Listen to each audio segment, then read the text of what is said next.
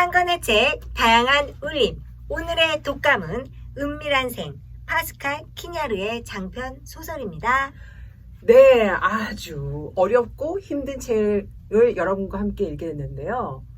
재밌습니다. 네. 네. 그게 소설이라고 해야 될까? 장르가 좀 부르면 안 돼. 좀 책 소개를 해주시겠어요, 발가락? 네, 2000년 아카데미 프랑세즈 소설 대상을 탄 책입니다. 이렇게 기록하고 있네요. 문학사에 기록될 만한 프랑스 현존 작가의 책 중에 하나이다. 이 작품은 소설도 자서전도 철학 에세이도 심리 분석도 명상록도 이야기도 아니면서 그 모두이기도 하다. 네, 그리고 약간 산문시 그런 느낌도 있고요. 네. 최근 프랑스 문학은 철학과 문학 사이, 시와 산문 사이, 연대기, 자아에 대한 글쓰기, 과거, 일상으로 요약하는데 그 한가운데 이 책이 있습니다. 네. 내용적으로 보면 사랑에 대한 독창적인 담론, 사랑에 대한 담론을 통해 산란지로 회귀하는 연어처럼 근원을 향한 탐색을 추구한다는 평가가 있기도 하고요. 네. 네, 이렇게 생각하면 이 책은 뭐지?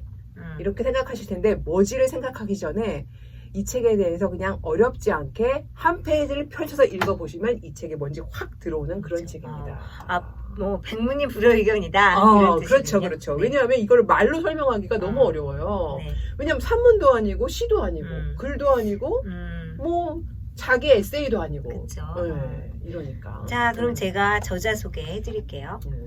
파스칼 키냐르, 1948년 프랑스 노르망디 지방의 웨르 지방에서 태어나셨고요. 1969년에 첫 작품 말 더듬는 존재를 출간했어요. 이 말 더듬는 존재가 좀 의미심장한 게 어린 시절 자폐증을 좀 앓았다. 이분이 그 자폐증 요즘 핫하죠. 네, 자폐 스펙트럼으로 네. 어떤 그 드라마에서 아주 그리고 어떤 것들을 저술하셨냐면 떠도는 그림자들로 2002년 콩쿠르상을 받았고요. 대표작으로는 은밀한 생 그리고 세상의 모든 아침 이건 영화화돼서 또 유명해졌죠. 네. 그리고 음악 혐오라는 책도 있고요. 그 다음에 심연들 등등이 있습니다. 이분이 그 집안이 그 언어학자와 음악가와 이런 분들이 쟁쟁하신 분들이 있어가지고 아주 그냥 음악에도 조예가 깊고 연주도 잘하시고 또 언어도 굉장히 많이 해요. 5개국어? 네, 그런 사람. 네. 근데 이 책이 또 되게 나오게 된 데 에피소드가 좀 있는 게 이 책이 1998년에 나왔는데 그 전에 1996년에 갑자기 심한 출혈로 인해서 응급실에 갔다가 죽을 뻔한 거예요, 이분이. 그래서 이런 경험을 전환적으로 글쓰기를 크게 변화시켰는데 그 어떤 결과가 이 작품이고 일본과 중국으로 여행을 떠나고 이 책에 뭐 장자 얘기도 나오는데 네네. 이런 어떤 도교적인 영향을 많이 받은 책입니다. 되게 독특한 책이죠. 네. 그리고 제가 하나 덧붙이자면 이게 사랑 얘기잖아요. 근데 어떻게 보면 약간 불륜이죠. 그 불륜이죠. 주요 이제 네미 샤틀레라는 그 여성이 자기의 음악 선생님이시고 남편과 아이가 버젓이 있다. 버젓이 있다. 두근두근 몰래 만난다. 은밀하다. 이런 느낌인데 그 시도니 가브리엘 콜레트라는 여성 작가가 쓴 여명이란 책도 이거는 반대로 여성이 이제 되게 나이가 어린 청년을 사랑하는 내용이죠. 네. 그래서 저희가 뭐 읽었는데. 그것과 좀 되게 비슷하다. 그래서 그냥 시쳇말로 뭔가 불륜적인 아니면 나이 차이가 너무 많이 나서 좀 반사회적인 사랑을 하게 되면 사랑에 대해서 더 깊게 생각하는 건 아닐까. 응? 그렇기도 하고 그런 저는 걸 이 생각했어요. 책을 이번에 읽으면서 이 요즘 세대들이 사랑에 대한 두려움 같은 게 있는데 결혼이나 그런 분들이 이 책을 읽고 사랑은 나를 성숙시키는 어떤 감정에 대한 확장 이런 게 될 수 있으니까 적극 추천해야 된다. 그래요. 방에만 있으면 뭐해. 그렇죠. 누구라도 만나서 꼭 뭐 결혼을 하고 뭐 결실이 없더라도 그 경험 자체로도 아름답다. 그래서 우리가 이 책은 어떤 책이다? 한마디로 말해볼까요? 네. 발가락부터 한마디로 말해보죠. 외우고 싶은 문장들이 가득 찬 아름다운 책입니다. 언어의 마술사인 이 작가분이 네. 아주 언어에 대해서 그냥 여러 가지 심도있게 얘기하셨기 때문에. 네. 저는 이 책의 로그라인을 딱 64페이지에 이 세 줄로 간단히 말하겠습니다. 그냥 읽겠는데요. 네. 근데 진짜 너무 딱 적확하게 말하는 것 같아요. 우리는 침묵에 휩싸인 늘 같은 여인숙에 숙박했다. 금지된 침실이라는 간판이 붙은 여인숙에 나는 그곳에 도둑처럼 숨었다. 은밀한 생. 그쵸? 영화를 생각하기도 하고, 그쵸? 왠지 그 뒤에 개봉박도 네. 이렇게 써야 될 것 같아요. 그래서 여기 책에서도 나오지만 사랑은 빛을 별로 좋아하지 않는다. 어둡고 은밀하다. 반사회적이다. 이런 얘기가 많이 나옵니다. 네. 네. 그래서 그냥 제가 이제 덧붙이면 94쪽에 이렇게 나와요. 왜 은밀한 상인가? 이 책의 제목이. 네. 그래서 사랑이란 정확히 이런 것이다. 은밀한 생, 분리된 성스러운 삶, 사회로부터 격리된 삶. 그것이 가족과 사회로부터 격리된 삶의 이유는 그러한 삶이 가족보다도 먼저, 사회보다도 먼저, 언어보다도 먼저 삶을 되살리기 때문이다. 어둠 속 목소리도 없다. 출생조차도 알지 못하는 태생의 삶이 사랑이다. 태생의 삶. 와, 그게 사랑이. 네. 왜냐면 여기 이제 책에는 그런 얘기도 나오거든요. 원초적인 어머니로부터 우리가 태어나면서 사랑은 그 이전부터 시작된 삶이다. 이런 얘기도 나오기 그쵸. 때문에. 근원적인 사랑의 아가페적인 사랑을 우리가 받았기 때문에. 그렇죠. 사랑을 받았으니까 사랑을 주고받고 하는 게 어떤 상호작용이잖아요. 네. 근데 저는 이제 스탕달이라는 그 문학자가 사랑에 대해서 연애론을 펼칠 정도로 굉장히 관심이 많았는데 네. 이 스탕달이 결정작용이라는 어떤 그 매혹에 빠지는 것들에 대해서 어떤 즉시 첫눈에 너무 반하고 막 콩깍지 딱 쓰여서 막 아무것도 못하는 그런 꼼짝 못하게 하는 그 망연자실한 영혼을 사로잡는 과정, 이거를 결정작용이라고 얘기를 했습니다. 이런 말을 배우는 게 너무 재밌었는데 이게 원어가 뭔지 좀 얘기 좀 해주셨으면 좋겠어요. 이메일 보낼까요? 역자한테? 네.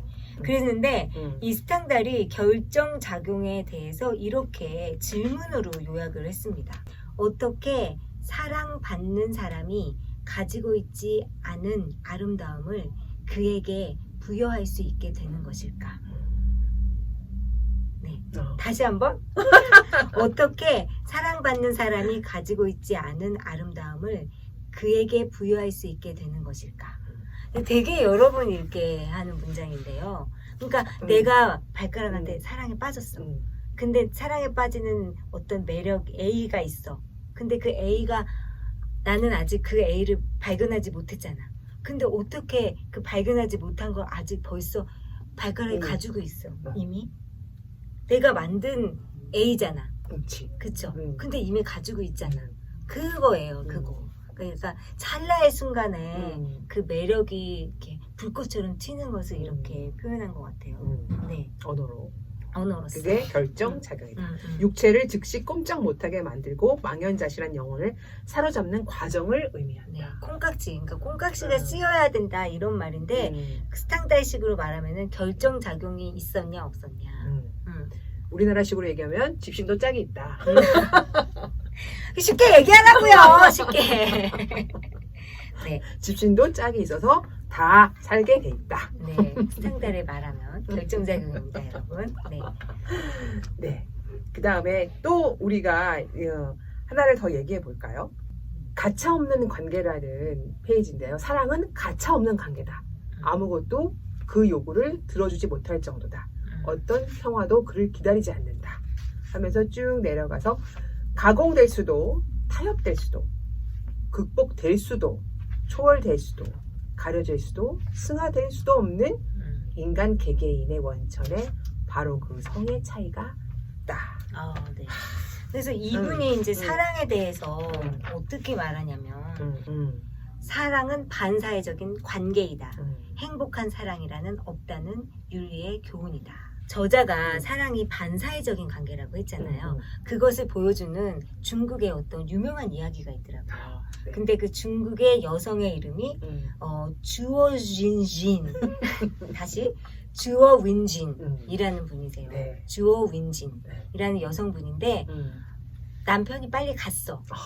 그래가지고 이제 어떻게 혼자 살아요. 과부가 돼서. 그래서 아빠한테 갔는데 다행히 아빠가 부자예요. 그래서 부자 아빠 밑에서 이제 평화롭게 지내고 있는데 이제 악기를 연주하는 악사, 젊은 악사랑 사랑에 불같이 빠진 거예요.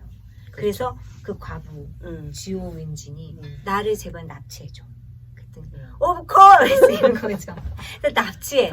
납치해서 서로 막 너무 아끼면서 산 거예요. 그런데 아빠가 또 마지막 로맨티스트였나 봐. 너희 딸이 납치당해서 그렇게 행복하게 사는 모습을 보고 너희가 정말 사랑하는구나. 그래서 둘을 결혼시키고 재산까지 다 물려줘요. 그러니까요. 네, 이게 해피엔딩이잖아요. 하지만 아빠는 사회적인 규범을 어겼다는 이유로 처형을 당합니다. 그 사회에. 그러니까 그런 식으로 어떤 사회는 되게 그 반사회적인 어떤 사랑을 그리고 있어요. 이 작품에서는. 이 작품에서 이 작가분이 그래서 얘기를 하시는 거죠. 이렇게 반사회적이고 용납하지 않는 사랑이 많지만 그래도 사랑은 직진한다. 그리고 사랑을 하십시오. 그리고 이거는 뭐 이 책에서 그냥 격가지로 나온 얘기 같긴 한데 저한테 좀 와닿아서 그냥 좀 소개를 하고 마치려고 하는 게 있는데 그 중앙아시아에서 되게 유명한 책을 쓰신 그 철학자신가 봐요. 소마데바. 이름도 특이한데 이분이 이렇게 얘기했다고 합니다. 세상에는 두 부류의 사람이 있다. 공백을 입은 사람과 공간을 입은 사람. 이게 무슨 뜻이냐면 공백을 입은 사람은 알몸인 사람들이에요. 그래서 우주와 직접 접촉하고 사람들과도 소통을 잘한다.